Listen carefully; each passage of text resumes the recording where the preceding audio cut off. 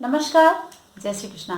आज हम इस वीडियो में आपको मई 2020 मीन लगन के जातकों के विषय की जानकारी आपको यहाँ पर प्रदान करेंगे। मई का महीना किस तरह से उन्हें पॉजिटिव करेगा और किस तरह से वहाँ पर नेगेटिव करेगा और कहाँ बचने की ज़रूरत है, इस विषय की जानकारी हम देने जा रहे हैं। तो चलिए फटाफट आप अपने बर्थ चार्ट खोलिए और देखिए कि मीन लगन कैसे जानेंगे कि आपका मीन लग्न है।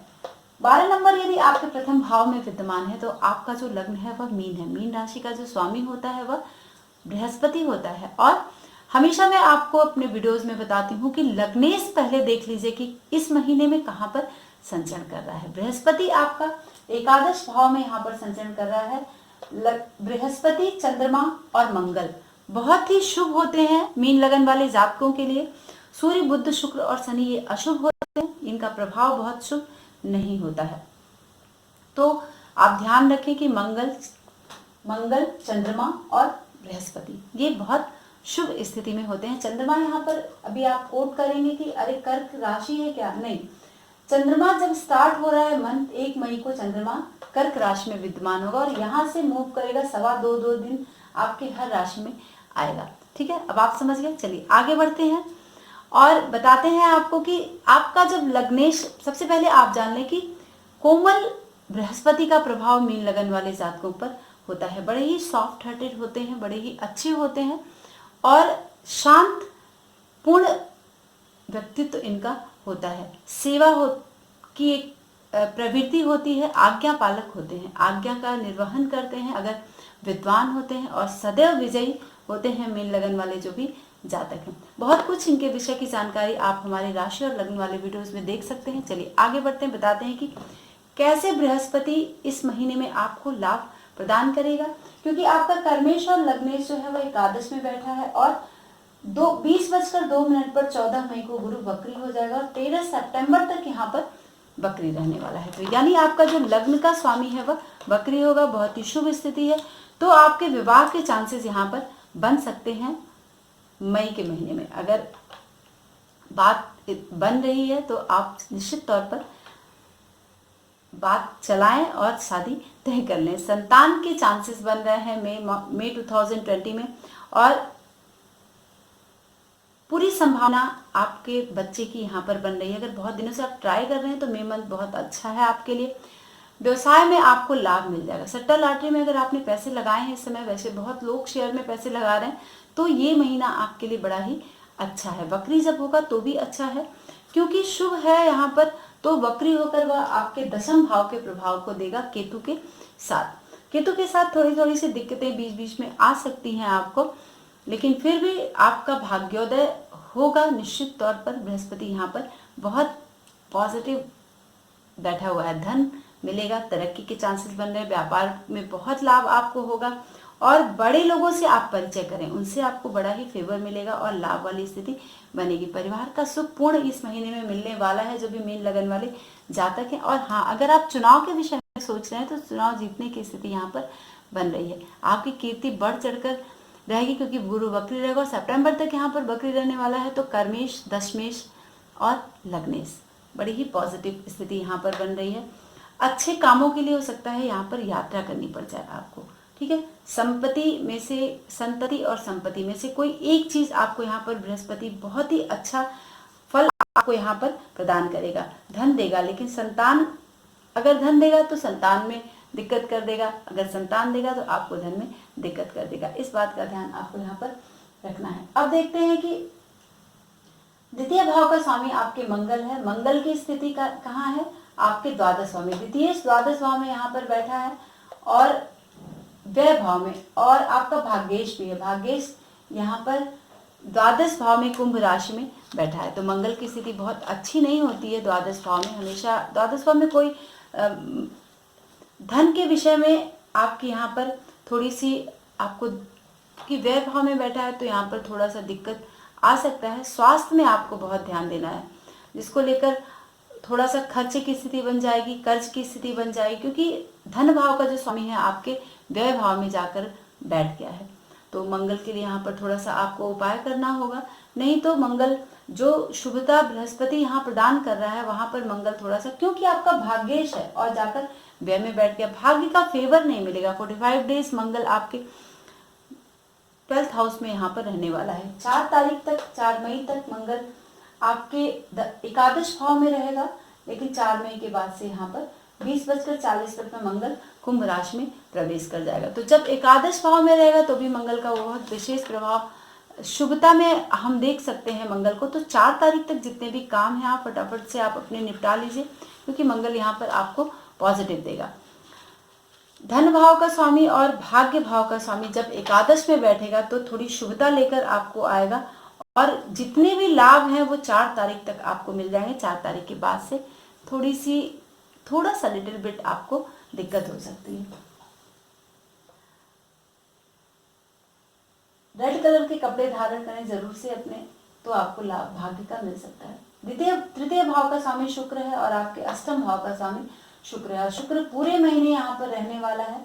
शुक्र आपका 13 मई को वक्री हो जाएगा 12:15 पर, और 25 जून तक शुक्र वक्री रहेगा। अष्टमेश और अष्टम से अष्टम भाव, तृतीय भाव, यहाँ पर शुक्र वक्री रहने वाला है। और शुक्र जो है 1 अगस्त को मिथुन में जाएगा। 1 अगस्त तक शुक्र आपके यहाँ पर तृतीय भाव में रहने वाला है, तो बहुत शुभ नहीं है शुक्र आपके लिए। मैंने पहले ही बताया यहाँ पर मंगल चंद्रमा और बहुत शुभ होते हैं। तो तृतीय भाव में जो शुक्र की स्थिति है, इसमें आपको स्त्री का सुख मिलेगा, लेकिन फिर भी बहुत सावधानी रखने की जरूरत है। धन लाभ नहीं होगा। शुक्र जब वक्री होगा तो भी आपको धन का लाभ नहीं कराएगा, और स्त्री सुख में यहाँ पर बाधा प्रदान करेगा। पहले जो आप सुख पूर्ण स्थिति थी उसमें आपको यहाँ पर निश्चित तौर पर स्त्री सुख में बाधा शुक्र कराने वाला है पूरे महीने।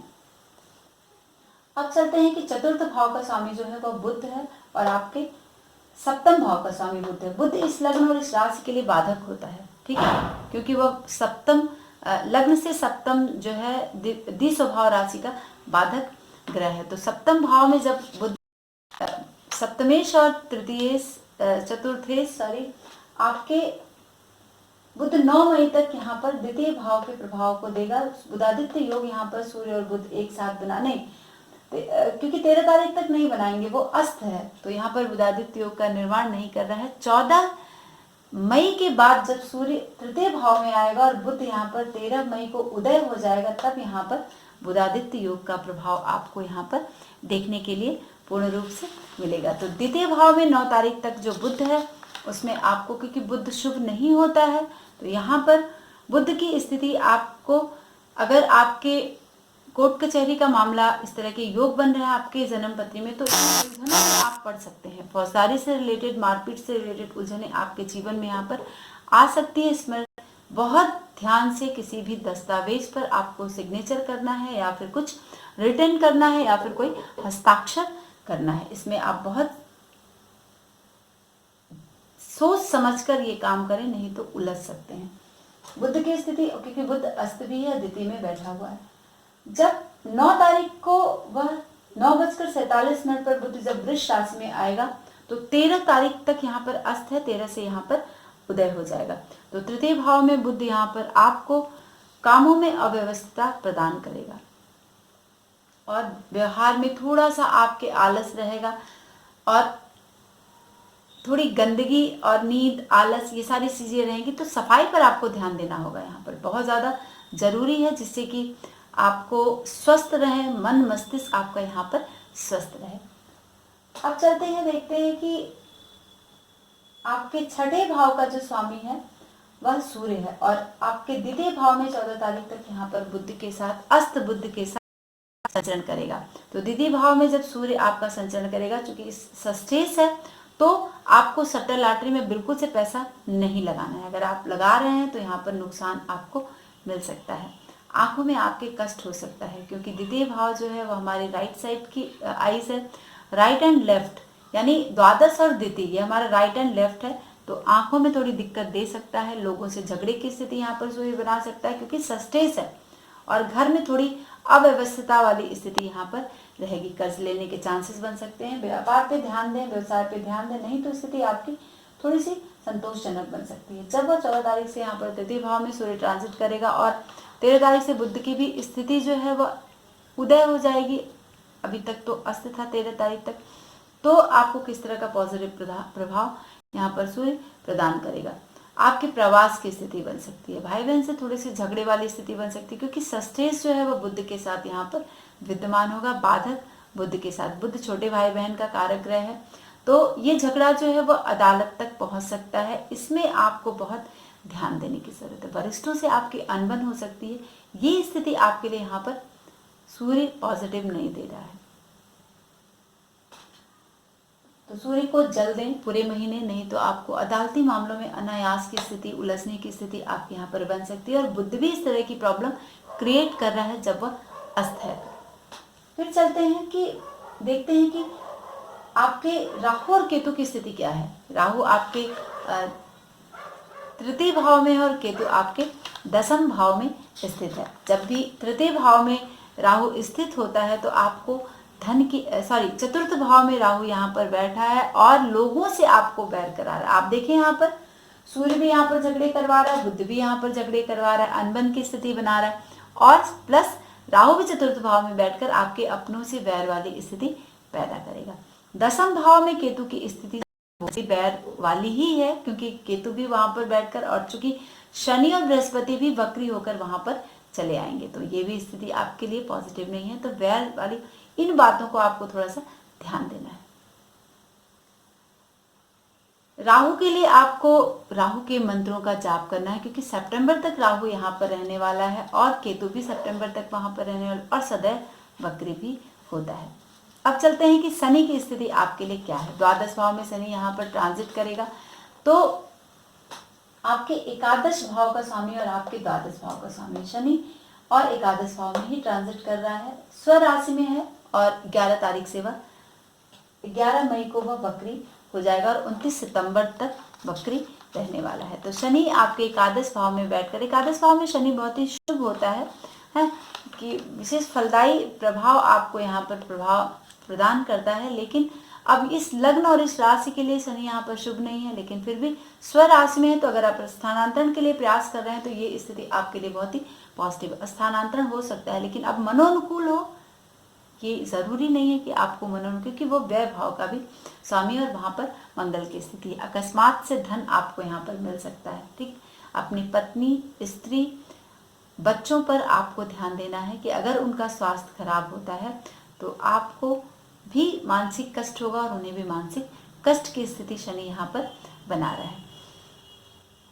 जब शनि 11 तारीख से वक्री होगा तो वह दसम भाव के भी प्रभाव को यहाँ पर प्रदान करेगा। तो जब दसम भाव में, चूंकि बृहस्पति भी यहाँ पर वक्री होकर 14 तारीख से दसम भाव के प्रभाव को देगा, प्लस केतु भी यहाँ पर लोगों से वैर वाली स्थिति ही बना रहा है, तो आपको कहाँ पर संभलने की जरूरत है।